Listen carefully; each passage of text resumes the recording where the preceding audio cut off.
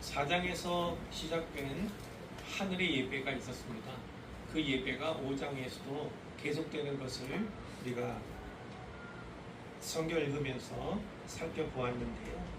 마치 예배 실황을 중계하는 듯한 그런 느낌을 받게 됩니다. 당연히 스포트라이트가 있겠죠. 어딘가 집중을 조명하는 부분이 있을 텐데요. 처음에는 하늘 보좌에 스포트라이트가 가 있었어요. 그리고 보좌에 앉으신 이에게로 그 초점이 맞추어져 있었고요. 물론 4장 8절부터는 예배자로서 내 삶을, 그리고 24장로에게도 그 모습이 이제 강조되었다, 이렇게 볼 수가 있습니다. 오늘 보면 5장에서도 요한은 자기가 보고 들은 바를 기록하는데요. 1절에 보니까 내가 보매, 2절에도 또 보매, 6절에 보면 내가 또 보니, 11절에 내가 또 보고 들으매, 13절에 내가 또 들으니, 이렇게 자기가 보고 들은 것을 계속해서 기록하고 있습니다. 이 가운데 스포트라이트가 어디를 비추고 있는지, 어디에 초점이 맞춰져 있는지 그것을 주목하면서 본문을 살펴보면 좋겠습니다. 오늘 본문도 세 부분 나누어서 살펴보고자 하는데요. 자, 첫 번째 부분은 1절에서 7절입니다. 여기는 두루마리와 어린 양에 관한 내용이 중심을 이룹니다. 두루마리와 어린 양. 1절에 보면 내가 봄에 요한이 보았는데 무엇을 보았냐면 두루마리를 보았어요. 두루마리. 근데 그 두루마리가 어디에 있었는가?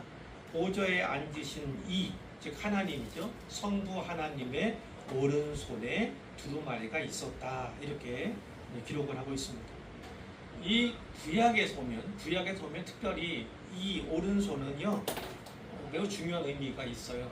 그게 신약에서도 그것이 계승된다고 볼 수가 있는데, 어떤 중요합니까? 뭐 구약에서 보면 그 축복하는 사람이 누구 있어요? 누가 축복하죠? 야곱이 축복하지 않습니까? 야곱이 축복할 때, 맞아요? 예, 야곱이 축복할 때도 다 오른손을 쓰고 있는 그런 것들을 보고 있죠. 또 이삭이 축복할 때도 역시나 뭐 그랬던 것을 우리가 보게 됩니다. 그러니까 이 오른손은요, 쉽게 말하면 축복권이 있어요. 축복할 수 있는 권위가 바로 그 오른손에 있다, 이렇게 이제 그들이 믿게 된 거죠. 뿐만 아니라 이 오른손은 이제 힘, 어떤 능력, 이것을 상징하기도 한다, 이렇게 볼 수가 있어요. 그러니까 이 하나님의 오른손은요, 특별히 그분의 권위, 그분의 능력, 그것이 있는 손인데, 그 손에 두루마리가 이렇게 들려져 있다, 이렇게 우리 이해하실 수가 있습니다. 그런데 그 두루마리는요, 보니까 안팎으로 썼다, 이렇게 되어 있잖아요. 안팎으로 썼다. 그 양면에, 두루마리 양면에 글이 씌어져 있었다, 이 얘기를 하는 거예요. 또 7인으로 봉해 있었다. 두루마리를 봉해요. 봉하는 게 있고, 이제 누가 이제 그 도장을 찍어서, 우리도 그런 게 있잖아요. 도장을 찍어가지고 돈 뭐 100장 단위에다가 뭐 띠고 도장을 찍었습니다. 그것처럼요. 그걸 생각하시면 될 거예요. 근데 7개의 봉인이 있었다는 건 매우 특이하다, 이렇게 볼 수가 있는 것이잖아요. 7인을 찍어서 봉해 놓았다, 이런 의미입니다. 이 두 가지 사실은요, 당시 상황에서는 매우 이례적인 겁니다. 고대 두루마리는 대개 한쪽 면에만 쓰여 있었거든요. 한쪽 면에만. 근데 지금 이 두루마리는 양면에 쓰여 있다는 독특함이 있어요. 그리고 말씀드린 것처럼 7인으로 인봉되어 있다는 것이 매우 특이하다는 거예요. 그러니까 요한은 이 두루마리가 매우 특별한 두루마리다라는 것을 우리에게 보여준다는 거예요. 그런데 에스겔 2장 8절에서 10절을 보게 되면요, 거기 이런 말씀이 있어요. 하나님께서 인자야, 에스겔을 부르시는 거예요. 그리고 내가 하는 말을 듣고 내 입을 벌리고 내가 네게 주는 것을 먹으라, 이런 말씀을 주십니다. 그러니까 이 에스겔이 보았어요. 그런데 무엇을 보았냐면, 한 손이, 누구의 손이라고는 하지 않지만 우리는 오늘 본문을 통해서 그걸 연상할 수 있습니다. 한 손이 나를 향하여 펴지고, 보라, 그 손 안에 두루마리 책이 있더라. 두루마리 책이 그 한 손에 있었다는 것입니다. 자, 그것을 내 앞에서 펼쳐 주셨는데 보니까 그 안팎에 글이 있다. 오늘과 같은 장면을 연상합니다. 그러니까 앞에도 뒤에도 다 글이 있다. 양면에 다 글이 있었다는 거예요. 그 위에 애가와 애곡과 재앙의 말이 기록되었다. 즉 심판의 글들이 기록되어 있더라. 이렇게 에스겔이 기록한 바가 있습니다. 학자들은요, 요한이 보고 있는 이 두루마리를 바로 에스겔이 보았던 그 두루마리로 이해를 합니다. 그 구약의 에스겔이 보았던 두루마리가 신약에서 요한이 보고 있는 이 두루마리와 동일한 것이다. 이렇게 이해를 한다는 것입니다. 자, 2절 말씀에 보시면 또 봄에 자, 무엇을 보았습니까? 힘있는 천사가 큰 음성으로 외치는 것을 보았습니다. 힘있는 천사, 뭐 천사장인지 알 수는 없지만 어떤 그런 천사겠죠. 큰 음성으로 외쳤어요. 누가 그 두루마리를 펴며 그 인을 떼기에 합당하냐? 이렇게 크게 외쳤다는 것입니다. 자, 이렇게 물었는데 보니까 하늘 위에도 땅 위에도 땅 아래에도 능히 그 두루마리를 펴거나 보거나 할 자가 없었어요. 자, 그 때문에 요한이 물었습니다. 두루마리를 펴거나 보거나 하기에 합당한 자가 보이지 않아서 크게 울었다. 이렇게 되어 있습니다. 자, 3절에 보니까 능히 그 두루마리를 펴거나 보거나 할 자, 그러니까 두루마리를 펴거나 보거나 할 능력이 있는 자를 말하겠죠. 4절에 보니까 그 두루마리를 펴거나 보거나 하기 합당한 자, 여기서는 조금 다른 표현이에요. 누가 합당한가를 이야기하고 있어요. 그러니까 여기서는 자격을 이야기하고 있다는 겁니다. 그러니까 이 두루마리를 펴거나 보려면 그렇게 펴거나 볼 만한 능력이 있고 또 합당한 자격이 있는 이어야 하는데 아무도 없었기 때문에 요한이 울었다는 것입니다. 근데 내가 크게 울었더니 라고 하는 부분도 사실은 원어상 미완료 시제로 되어 있습니다. 미완료는 계속된다는 거예요. 그러니까 요한이 울고 또 울었다 이렇게 우리가 이해하게 되는 거예요. 자, 요한이 울었다는 건 그것을 펴거나 보거나 할 뿐이 없어서 울었다는 건 이 두루마리가 무엇인지 그가 알고 있었다는 거 아니겠습니까? 이 두루마리가 무엇이기에 요한이 울었겠습니까? 한마디로 말하자면 마지막 시대에 완성될 하나님의 심판 계획 이렇게 이해하게 되는 거예요. 그러나 그 계획은 양면적이지 않습니까? 누군가에게 심판이 그러나 누군가에게는 구원이 임하게 되는 것이죠. 그러니까 하나님의 심판 그것은 곧 하나님의 구원과 심판의 계획이다라고 또 볼 수가 있겠습니다. 그 안에 적힌 심판의 내용들을 이행하실 것인데요. 요한의 시대를 생각해 보면 자, 교회 입장에서요. 교회가 살려면 어떻게 했습니까? 교회를 핍박하는 로마 제국이 심판받는 것. 그것이 바로 그 당시 유대인들의 어떤 시대 정신 아니겠습니까? 기독교인들의 시대 정신 아니었겠습니까? 자, 그렇다면 오늘날 이 두루마리가 열린다는 건 우리에게 어떤 의미가 있을까? 그것에 대해서는 말씀드리지 않겠어요. 그러나 생각해 보시기 바랍니다. 이와 같은 두루마리가 열린다. 자, 그것은 오늘 우리에게는 어떤 의미일까? 그런데 문제는요, 7인을 뗄 만한 능력과 자격을 갖춘 이가 없다는 데 문제가 있죠. 그것은 뭐예요? 하나님의 계획이 땅에 실현되지 못한다는 것 아니겠습니까? 자, 다른 말로 하면 하나님의 뜻이 하늘에서 이루어진 것 같이 땅에서도 이루어져야 하는데 땅에서 이루어지지 못한다. 이런 의미를 이제 갖게 되는 것이지요. 그 같은 상황 속에서는 로마의 압제가 계속되고 그들에 의한 핍박 때문에 교회가 큰 어려움을 당하고 있는 그렇죠? 그런 상황이 계속될 것을 우리가 보게 되는 것이잖아요. 자, 요한이 울었습니다. 울고 또 울었습니다. 왜 그렇다고요? 인을 뗄 자가 없어요. 두루마리 펼 자가 없어요. 하나님의 뜻을 이 땅에 이루어지도록 해야 하는데 그것이 불가능한 상황 때문에 아파하는 것입니다. 바로 그렇습니다. 오늘날 우리 그리스도인들 신자 한 사람 한 사람도 이 땅의 불의를 견딜 수 없이 아파하는, 그래서 하나님께서 속히 이루어 주시기를, 역사하시기를 간절히 기도하는 그런 기도의 사람이 되어야겠다. 울며 기도하는 그런 사람이 되어야겠다. 우리는 그렇게 받을 수가 있겠습니다. 자,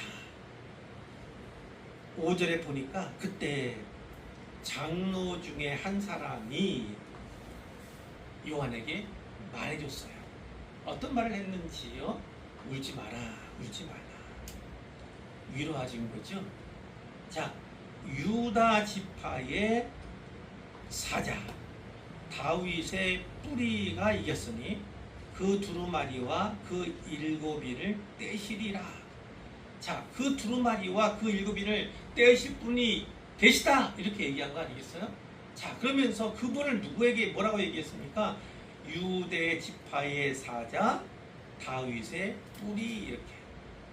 근데 우리말로 된 성경은 늘 주의하셔야 됩니다. 요즘에는 한자어 병용이 안 되잖아요. 병기가 되면 오히려 편할 수 있는데, 유대 지파의 사자, 이 사자는요 보냄을 받은 자, 메신저, 이게 아니에요. 이 사자는 라이온이 라이온. 영어로 라이온, 그 사자예요. 고랑이 같은 그 사자예요. 그리고 다윗의 뿌리, 이렇게 표현하고 있어요. 원래도 그렇지만 영어 성경에도 보면 see the lion, 뭐 이런 식으로 돼 있어요. 그러니까 유대 지파의 사자 다윗의 뿌리를 보라, 이렇게 돼 있어요. 보라, 유대 지파의 사자 다윗의 뿌리, 이런 식으로 기록이 되어 있다는 것을 우리가 염두에 두어야 한다는 거예요. 이 유대 지파의 사자는 창세기 49장 9절 10절에 관련되어 있는 거예요. 나중에 살펴보십시오. 또 다윗의 뿌리는 이사야 11장 1절로 10절에 나타나 있는 이새의 줄기, 뭐 이런 얘기 나오잖아요. 이새, 다윗의 아버지 얘기 때 나오지 않습니까? 거기에서 이제 끌어온 것이다, 연관이 되는 것이다, 이렇게 볼 수가 있어요. 거기에 보면 결국 다윗의 자손이 모든 나라를 다스리게 될 것이다 라고 예언되어 있는데, 바로 그를 가리키는 거예요. 유다지파의 사자 다윗의 뿌리. 그런데 여기에 이제 반전의 요소가 있어요. 잘 주목하셔야 되는 것이 있습니다.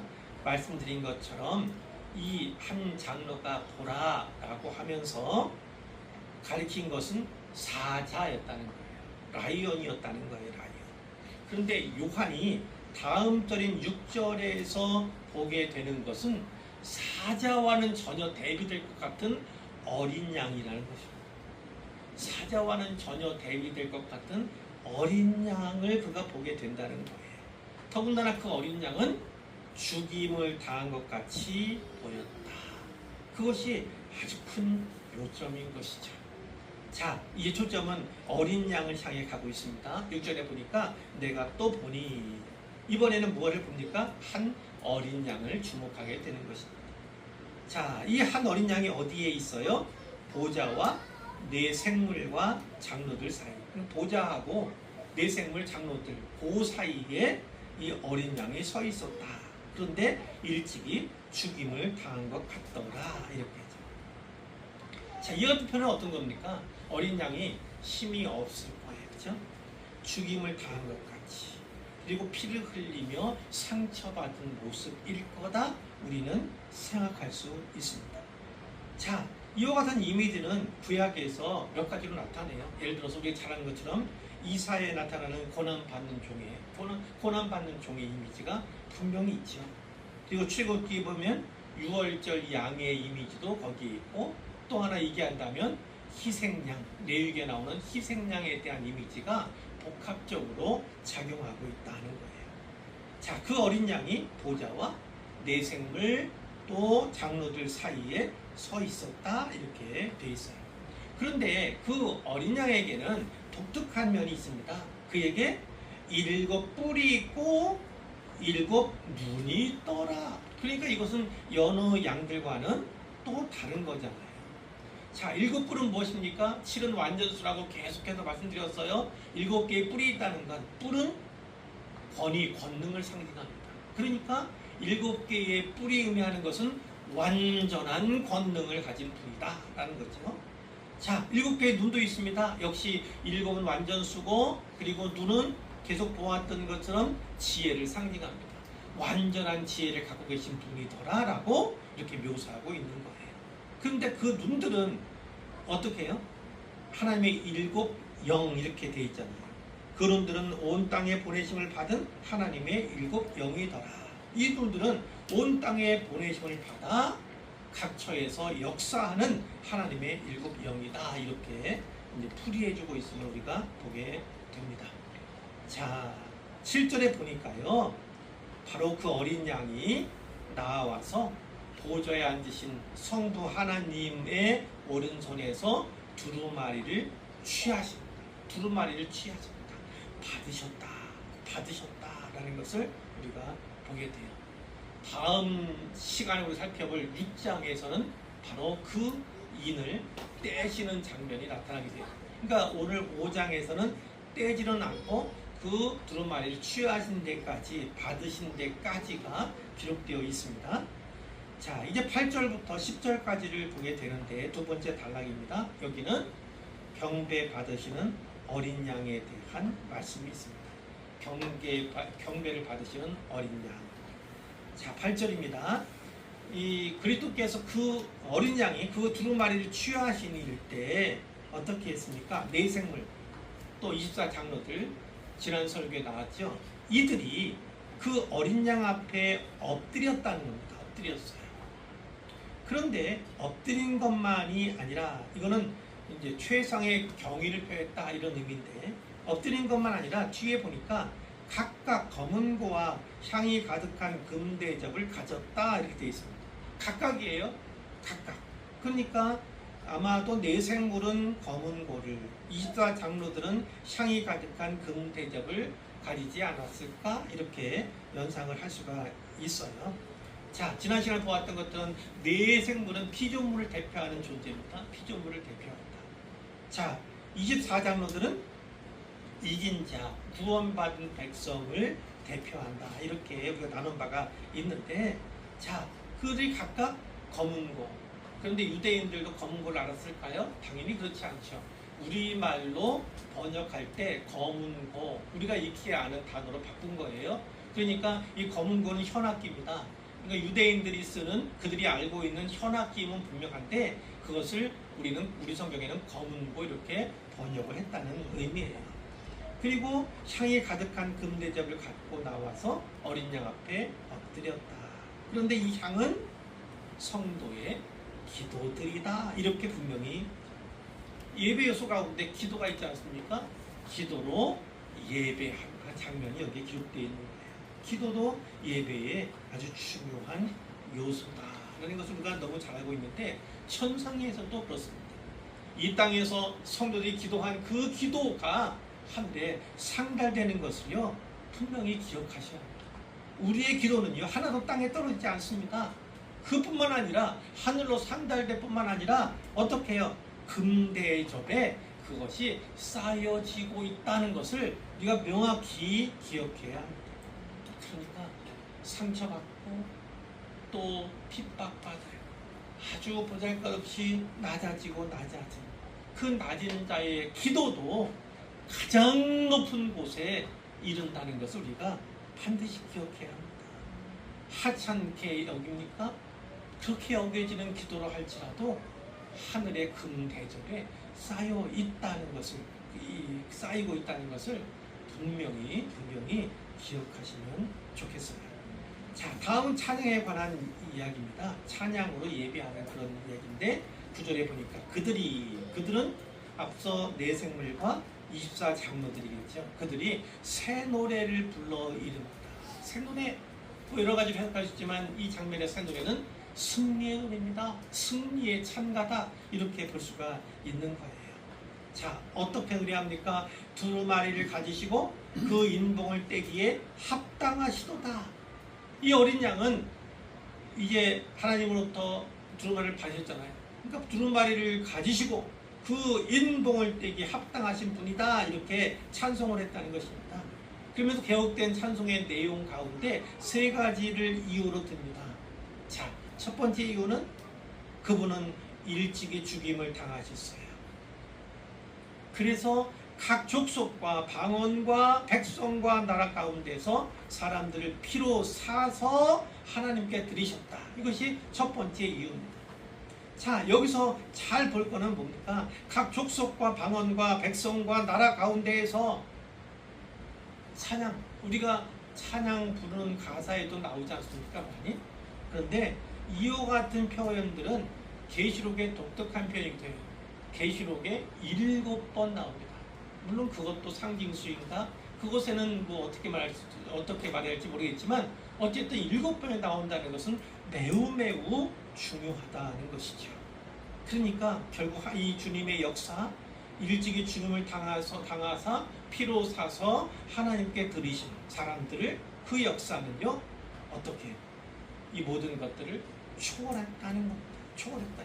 민족을 초월하고 영토를, 경계를, 혈통을 초월하여 이루어졌다는 것을 보게 되는 것이고요. 피로 샀다는 거예요. 피로 샀다는 것은 값을 지불했다는 것입니다. 노예의 값을 지불하고 노예를 사서 해방시켜주는 걸 연상할 수 있잖아요. 몸값을 지불한다라는 의미예요. 자, 그렇게 사람들을 피로 사서 하나님께 드리셨기 때문에 그분은 합당하시다. 능력이 있으신 분만 아니라 자격이 있으신 분이다. 이렇게 찬송하는 거고요. 10절엔 두 번째가 나옵니다. 앞부분에 보니까 그들로 이렇게 피로 사서 하나님께 드림받은 사람들이죠. 그들로 우리 하나님 앞에서 나라와 제사장들을 삼으셨다라고 했죠.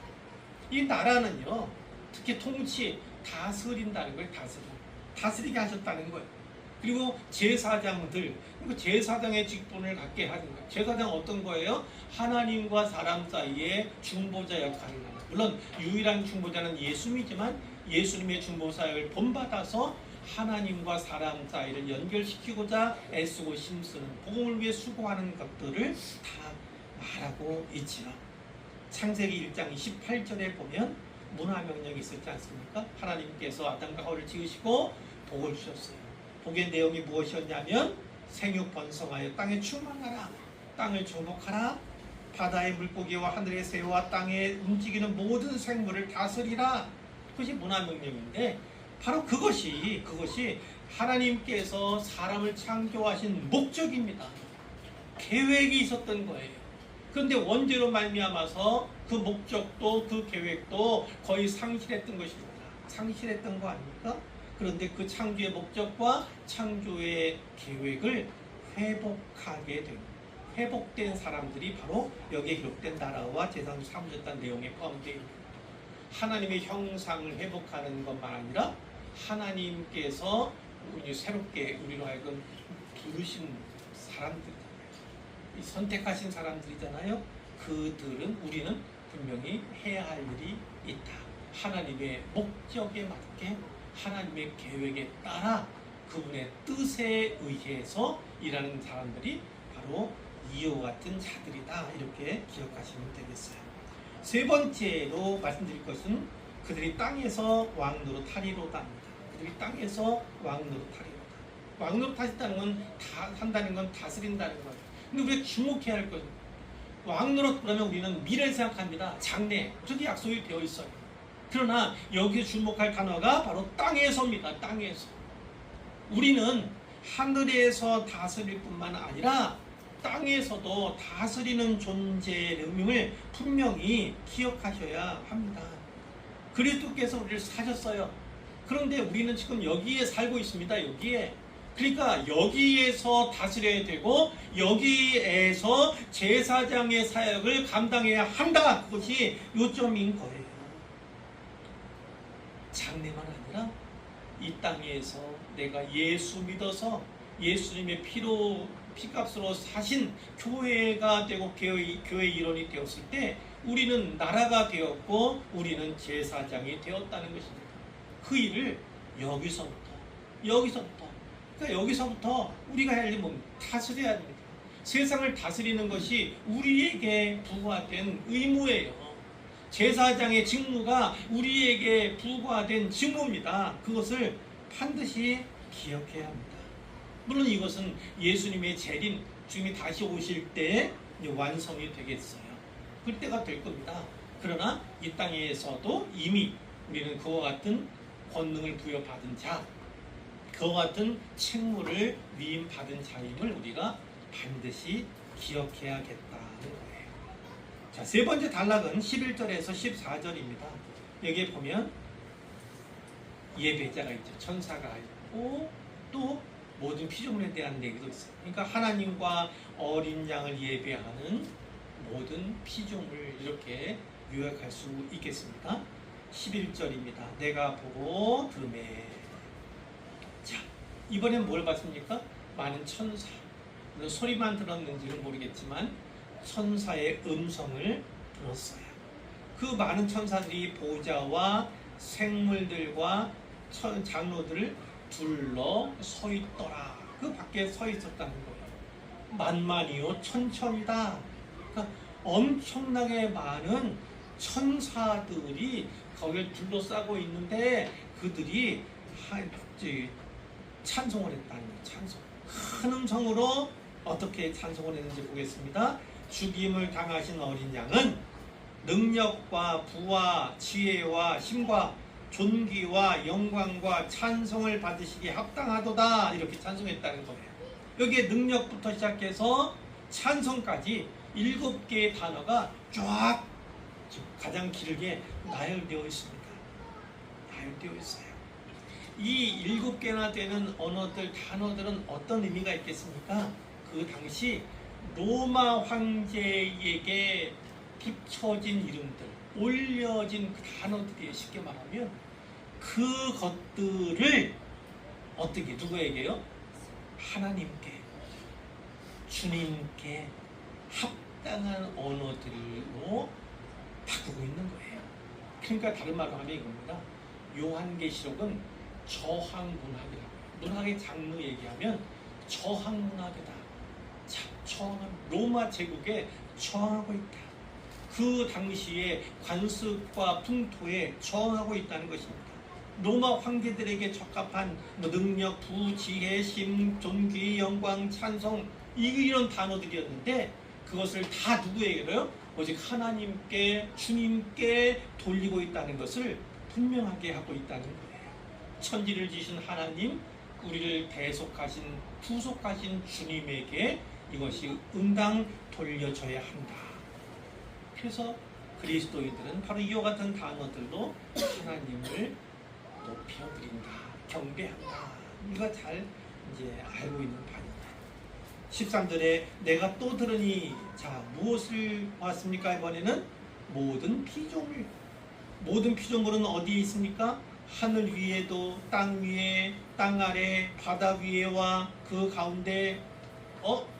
이제까지는 다 천상 하늘만 이야기하는 줄 알았는데 여기 보니까 하늘의 범위를 벗어나서, 그러니까 하늘에서만 드려지는 예배가 아니라 하늘 위, 땅 위, 땅 아래, 바다 위, 그 가운데, 온 우주 가운데 모든 피조물들이 하나님을 찬송하더라, 이 얘기입니다. 자, 뭐라고 찬송합니까? 보좌에 앉으신 이와 누구예요? 하나님 아버지. 그리고 어린 양에게, 누구예요? 그리스도에게 찬송과 존귀와 영광과 권능을 세세토록 돌릴지어다. 자, 여기서 주목할 만한 것이 있습니다. 보좌에 앉으신 누구라 했어요? 성부 하나님. 어린 양은 누굽니까? 성자 예수님. 여기서 성부 하나님과 성자 예수님을 동격으로 두고 있습니다. 어떤 면에서요? 경배의 대상, 예배의 대상, 동일한 경배와 예배의 대상임을 분명히 하고 있다. 그것이 주목해야 될 내용이에요. 자, 이 마지막 절입니다. 내 생물이 아멘 이렇게 했다는 거예요. 장로들은 엎드려서 경배했다. 이렇게 하늘의 예배에 대해서 얘기하는데 빌립보서 2장 9절에서 11절 우리가 잘 아는 말씀 아닙니까? 이러므로 하나님이 그를 지극히 높여 모든 이름 위에 뛰어난 이름을 주사 하늘에 있는 자들과 땅에 있는 자들과 땅 아래에 있는 자들로 모든 무릎을 예수의 이름에 꿇게 하시고 모든 입으로 예수 그리스도를 주라 신하여 하나님 아버지께 영광을 돌리게 하셨느니라. 이런 말씀이 있는데 그 오늘 본문의 장엄한 광경과 바로 그 빌립보서의 말씀을 우리가 연관지어서 볼 수가 있는 것이죠. 자, 오늘 본문 내용은 여기까지고요. 여기에서 우리가 요점적으로 몇 가지를 나눠보도록 하겠습니다. 우리가 여기 단에서 가장 중요한 것, 이 부분은 가장 중요한 건 뭡니까? 그리스도가 누구신가입니다. 그리스도는 누구신가? 그것을 우리가 꽉 잡아야 됩니다. 그래서 일단 그것부터 세 가지 말씀드릴 거예요. 첫 번째, 그리스도는 누구십니까? 그리스도는 일곱 인을 떼고 두루마리를 펴실 분이다. 두루마리를 떼고 두루마리를 펴실 분이 바로 예수님이시다라고 말씀하시는 것이죠. 거기는 뭐가 있습니까? 하나님의 종말까지의 계획이 있어요. 어떤 계획이요? 심판의 계획. 그러나 그 심판의 계획은 누군가에게는 구원의 계획. 그 누군가가 누군지 아시죠? 바로 이긴 자입니다. 저 하나님의 백성입니다.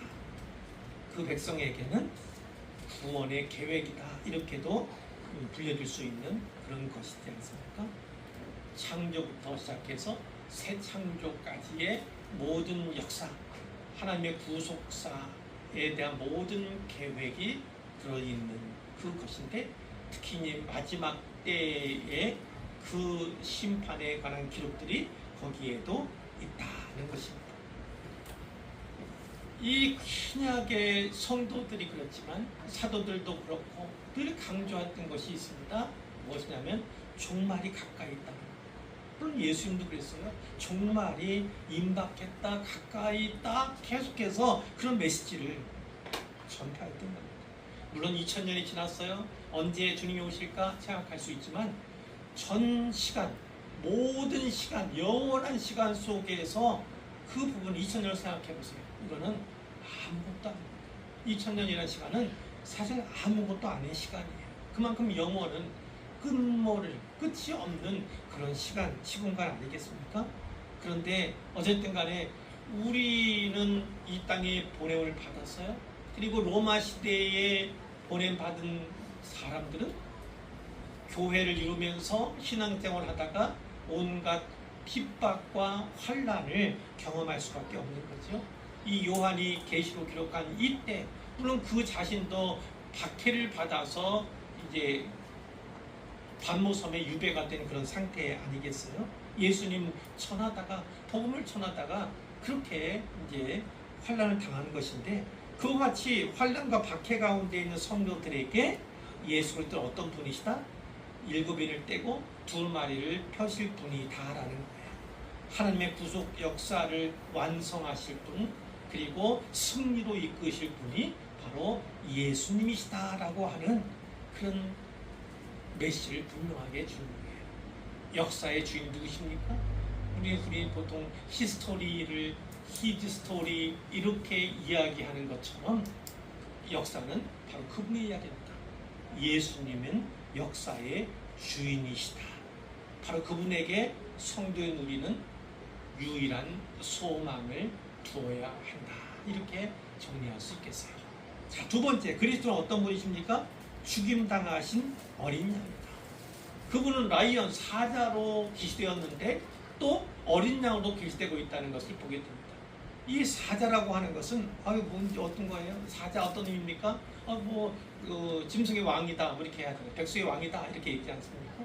그와 같은 왕직을 가진 분이에요. 왕이시에요. 왕 중에 왕이신 분이에요. 그런데 어린 양은 또 뭘까요? 물론 어린 양 그러면은 순결 생각할 수 있지만 이 어린 양, 특히 죽임당한 어린 양의 메시지는 매우 중요하고 강력합니다. 왜냐? 그것이 승리의 공식임을 보여주는 거예요. 예수님께서 바로 그와 같은 연약함으로 승리하십니다. 신자인 그리스도인 우리들도 그와 같이 세상을 이겨야 한다는 분명한 메시지를 주고 계신다는 거예요. 강함이 아니라 우리의 방식은 약함이어야 한다는 것입니다. 폭력을 쓰는 것이 아니라 오히려 고난당하는 방식이 예수의 방식이었다는 겁니다. 정복을 하는 것이 아니라 정복을 당하는 방식, 이게 바로 십자가의 방식이다. 십자가의 방법이라 할 수 있는데 십자가의 방법으로 이기신 거예요. 그러면 예수님의 이름을 따서 그리스도인으로 그분을 좇고 그분을 닮았다는 의미에서 그리스도인인데, 그리스도인으로 살아가는 우리의 삶의 방식, 사역의 방식은 무엇이어야 하는가를 분명히 생각해야 합니다. 어린 양, 죽임당하신 어린 양과 같은 방식이 우리에겐 있어야 한다는 거예요. 그게 바로 자기 부인의 방식이고 자기 십자가의 방식임을 우리가 놓쳐서는 안 됩니다. 세상의 방식은 전혀 달라요. 권력을 누가 쥐었는가, 누가 권력 가진 자리에 붙어 있는가, 이런 거 아니겠습니까? 얼마나 많이 가졌는가, 얼마나 재력 아닙니까? 재력, 얼마나 가진 것으로 힘을 발휘하는 시대입니까? 그것은 세상의 방식이라는 거예요. 근데 그리스도인으로 살면서 예수님이 가르치시는, 예수님이 보여주시는 방식이 아니라 세상의 방식, 세상 사람들의 방식대로 살아간다면 그게 어디 그리스도인입니까? 그건 유사 그리스도인이라고 합니다. 그리스도인은 구원받지만 유사 그리스도인은 구원받을 수가 없는 거예요. 그건 섀도우 크리스찬입니다. 절대 유사 그리스도인이 되면 안 되고요. 내가 유사 그리스도인인가 참 그리스도인인가를 나누는 길은 삶의 방식이 어디에 있는가에 달려있는 겁니다. 삶의 방식이 어디에 있는가, 그 방식대로 해야 주님이 승리하신 것처럼 우리도 승리의 길을 갈 수 있다는 것, 구원받을 수 있다는 것을 분명히 유념해야 하는 것이죠. 세 번째, 그리스도 어떤 분입니까? 찬양받기에 합당하신 분이 바로 그분이시다. 것이죠. 찬양받기에, 살펴본 것은 무려 7개의 단어를 동원했잖아요. 당시 로마 황제에게나 비춰 올릴 수 있는 그러한 단어들을 다 누구에게로? 하나님께, 예수님께 다 돌리고 있음을 우리가 주목하고 또 주목해야 합니다. 그리스도를 창조자 하나님과 동일선상에 두었어요. 같은 경배의 대상으로 두었습니다. 뿐만 아니라 로마 제국의 황제와는 전혀 구별되는 존재로 보이게 되는 거예요. 보여주고 하는 거예요. 세상에서는 로마 황제가 세상의 왕으로서 군림하죠. 그러나 그 도 역시나 주권자 아래에 있음을, 역사의 주인 아래에 있음을 다 기억해야 하는 것입니다. 참된 예배는 오직 창조주 하나님 그리고 구속자 예수님에게만 돌려야 한다.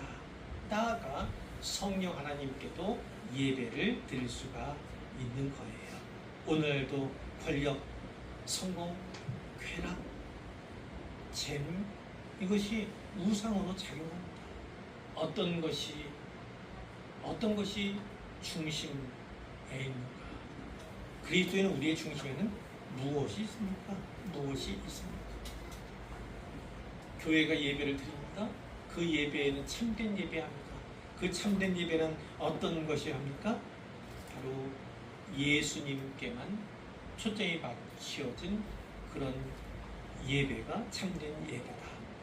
십자가의 죽음과 부활, 그것을 놓치는 예배의 중심을 놓치는 것이다 라는 거예요. 근데 크게 보아서 그리스도가 이런 분이심을 우리가 믿었어요. 믿었다면 어떻게 합니까? 그 믿음대로 살아가야 하는 거예요. 믿음대로 살아가는 거예요. 그래서 충성이라고 하는 성경의 단어가 나오는데, 그것은 사실 우리말로 번역한다면 신실에 가깝다 말씀드린 바가 있어요. 신실로 번역함이 더 가까워요. 왜 그러냐면 믿는 도리, 믿는 바대로 행한다는 의미가 바로 이 신실, 믿는 바 믿는 도리도 행하는 그것의 성실함, 그것이 바로 신실한 거 아니겠습니까? 그것이 바로 우리가 해야 할 일이다. 오늘 기도에 오늘 본문에 보면 기도해야 한다. 기도해야 한다. 하나님의 뜻이 이 땅 가운데 이루어지도록 위해서 기도한다는 거죠. 그 가운데 우리가 빼놓아서는 안 되는 것은 뭡니까? 하나님을 알지 못하고 죽어가는 영혼들을 위해서 우리 곁에서 방황하면서 생명의 길을 찾지 못한 자들을 위해서 신자인지 신자 아닌지 잘 알지 못하겠는 바로 그 사람들을 위해서 우리는 기도해야 합니다. 기도해야 합니다. 물론 복음도 전해야 되는 거죠. 자, 이러한 삶을 사는 자가 바로 장차 새 노래를 부를 자격을 갖춘 자다. 꼭 기억하십시오. 새 노래는 바로 우리의 노래가 될 것입니다. 그 새 노래의 주인공이신 예수 그리스도, 그분의 성품과 그분의 사역과 그분의 삶을 본받아 이 땅 가운데 우리의 삶의 방식, 사역의 방식으로 삼아 하나님께 영광을 돌리면 좋겠다. 이것이 마지막 메시지입니다. 잘 기억하시고 새기시기를 주님의 이름으로 부탁합니다.